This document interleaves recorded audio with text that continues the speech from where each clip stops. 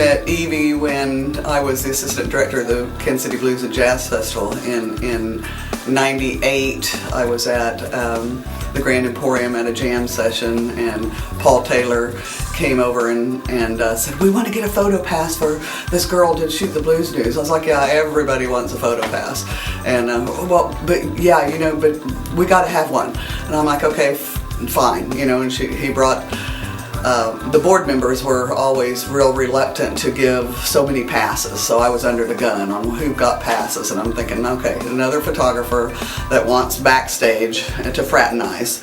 Well, of course, Evie was a regular at the Grand Emporium, as was I, and so that's where I first met her, and then it just went from blues event to a blues event, and then she became family when we took an annual pilgrimage out to Salina, Kansas for the Blues Masters at the Crossroads. I remember the first time I met Evie, we were standing in front of a stage. It was the Spirit Festival, and B.B. King was about to be on stage. And I was relatively new to taking photos, and she was very helpful. She kind of helped me climb through the scaffolding, kind of got me in a place where my nerves weren't up in my throat. And we only had the first 2 songs to take pictures, and we couldn't use flash. It was kind of frightening.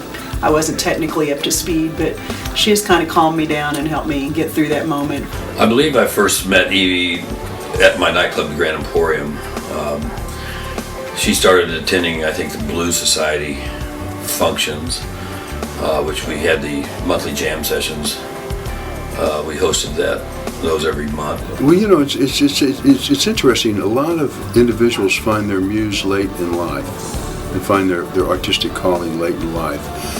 And it becomes their passion, and that's obviously the case with her. Because Evie is not just a photographer, she's like the most astute, compassionate observer of life on the planet, and nothing is happenstance with her, everything is synchronicity, and she just captures the moment, and she's so damn funny. She's one of the funniest people without even trying that I know. She fancies herself to be Calvin of Calvin and Hobbes. Evie is a very unique character in my view. She's kind of one of those great observers of life, and she just enjoys the experience. And I think that's why when it comes to documenting something, she's just reacting to the pure joy of it. She's just a really generous person. I've seen her several times bringing envelopes of photos to local musicians after she's taken them at gigs, giving them pictures that they wouldn't have had that they could use for PR and publicity, and never taken money for it. Just a way of passing on something that she enjoyed doing and wanted to make sure that they benefited from allowing her to do that. She just wants to relay a story to whomever will listen, or even to herself. It is not about accolades or anything. It's about an art. It's about her genuine nature, and that comes through.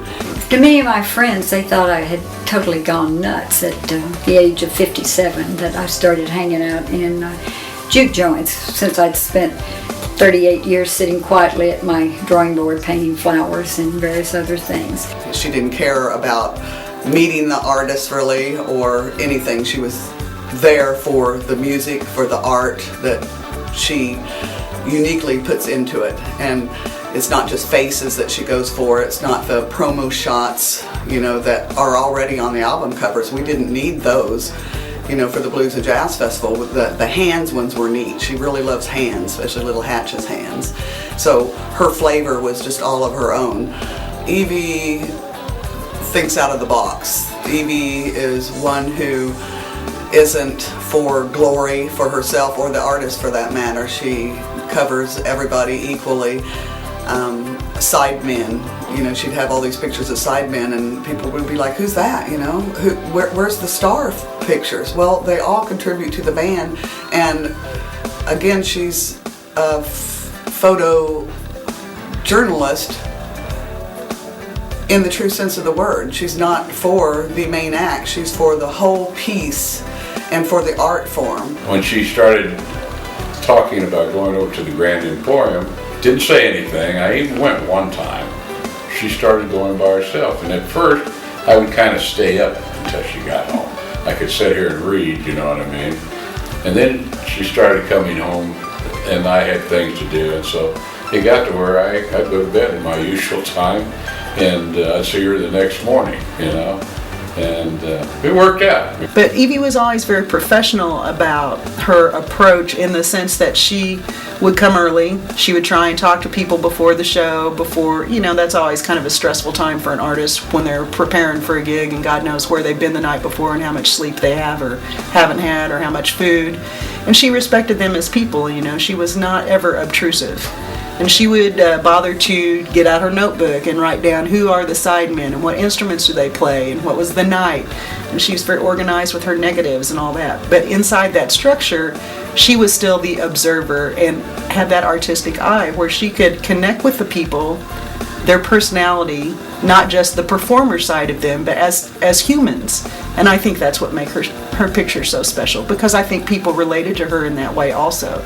Because that's their job as performers, to read the audience. So they sum up people pretty quickly and decide, are you going to be an exploiter, or are you somebody who really care about me or what's going on here, And I think people read that in her and responded to that. And that's why a lot of times they provided images for her that are so special.